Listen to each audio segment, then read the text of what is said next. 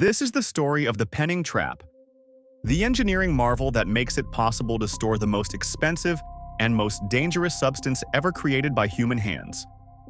Antimatter annihilates the instant it touches normal matter, releasing pure energy. 1 gram of it would detonate with the force of a nuclear bomb, and it costs $62.5 trillion to produce. So how do you hold something that destroys everything it touches? You suspend it in empty space using nothing but invisible fields, and the device that makes this possible has a story stretching back almost a century. It begins with a Dutch physicist named Frans Michel Penning. Born in 1894 in Gorinchem, Netherlands, Penning spent most of his career at the Philips Research Laboratory in Eindhoven, studying how electrical discharges behave in low-pressure gases. Between 1936 and 1937, he developed something practical, a vacuum gauge that used a magnetic field to extend the path of electrons inside a tube, making the gauge far more sensitive to changes in pressure. It was an elegant piece of engineering, but Penning never imagined what it would inspire.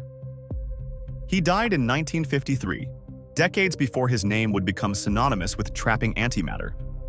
The leap came from Hans Georg Dehmelt, a German-born physicist working at the University of Washington in Seattle.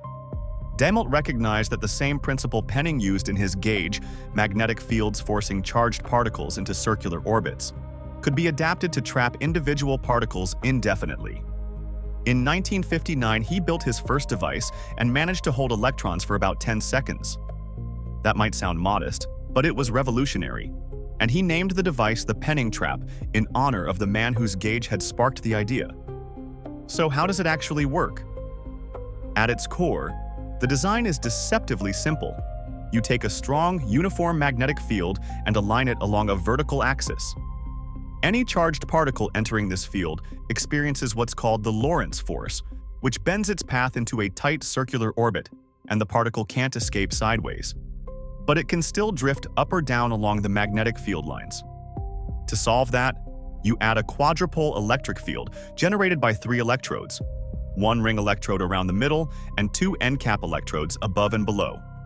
Apply the right voltage, and the electric field pushes the particle back toward the center whenever it drifts too far along the axis. The result is a particle suspended in a vacuum, orbiting in complex but entirely predictable patterns.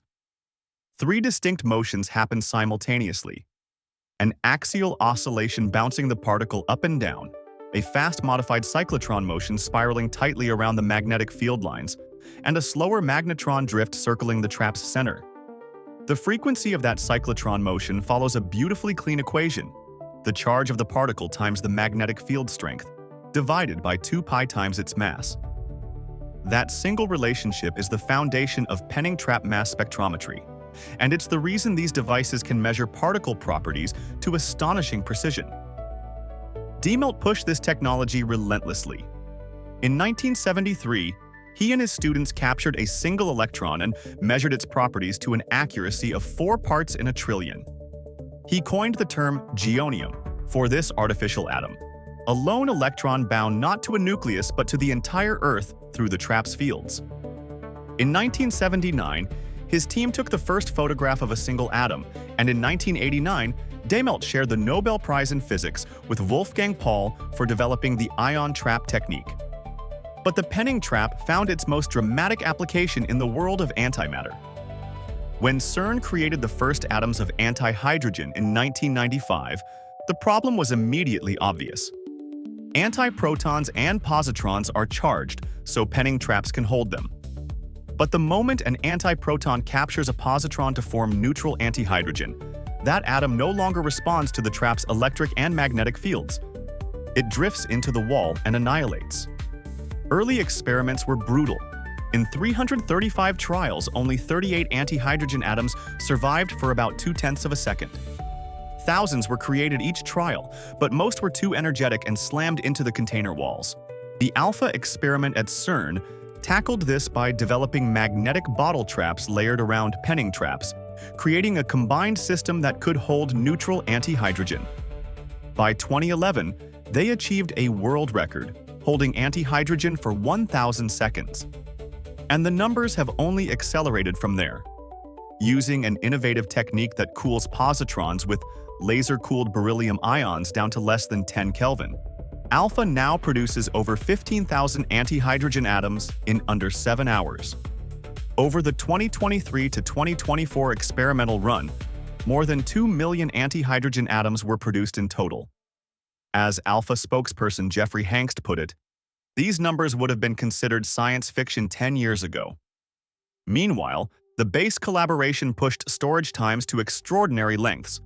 During their 2015 to 2016 run, they kept a cloud of antiprotons trapped for 405 days with no observed decay or annihilation.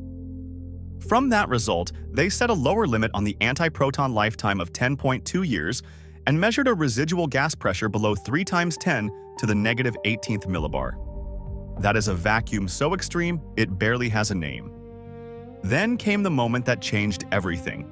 In March 2026, the BASE team loaded 92 antiprotons into a portable cryogenic Penning trap called BASE Step, placed it on a truck emblazoned with the words Antimatter in motion, and drove it across CERN's campus. The device is 1.9 meters long, weighs 1,000 kilograms, with 600 of those kilograms coming from superconducting magnets alone. It was flanked by a yellow van and a red car with flashing lights. Stefan Ulmer, the BASE spokesperson, called it the starting point to a new era, and their goal is to eventually transport antimatter to the Heinrich Heine University in Düsseldorf, and ultimately to any laboratory in Europe. To appreciate how extraordinary this is, consider the scale. CERN's antimatter factory delivers roughly 400 million antiprotons per hour, of which experiments capture about 10%. All the antiprotons produced in an entire year of non-stop operation would release about 500 joules of energy, which is enough to power a 100-watt light bulb for 5 seconds. The maximum antihydrogen produced in a year would release a few thousandths of a joule, equivalent to gently tapping your phone screen. We're manipulating the most expensive substance in existence at $62.5 trillion per gram, in quantities so small they would barely register on any scale ever built. And yet from these vanishingly tiny samples, physicists are extracting answers to the deepest question in cosmology. The Big Bang should have produced equal amounts of matter and antimatter. The fact that our universe is made almost entirely of matter means something tipped the balance, and the standard model cannot fully explain what. Every measurement of an antiproton's magnetic moment, every second an antihydrogen atom survives in a trap, every antiproton transported safely across a parking lot brings us closer to understanding why we exist at all. The Penning trap started as a vacuum gauge in a Dutch laboratory 90 years ago. Today, it's the only technology standing between us and the annihilation of the most precious substance humans have ever created. That's the power of an elegant idea, pursued across generations.